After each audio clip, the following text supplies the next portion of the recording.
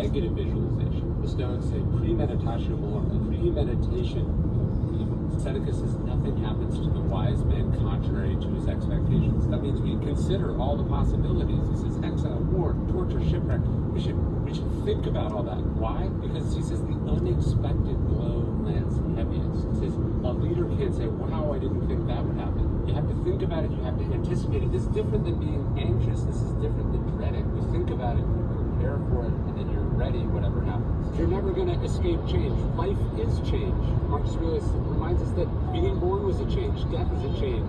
Every good thing in your life came from a change. So did bad things, of course, but everything in life is change. You cannot escape it. You can only accept it.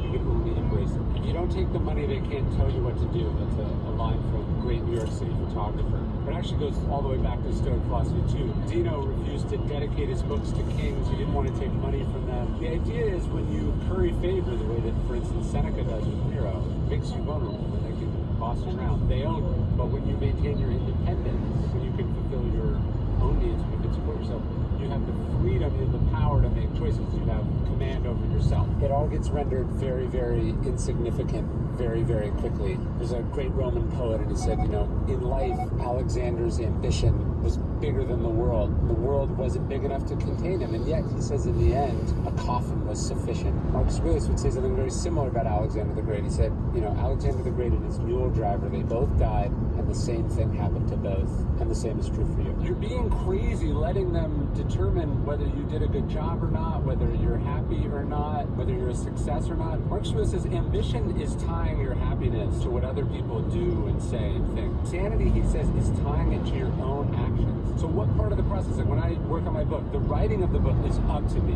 right? How it does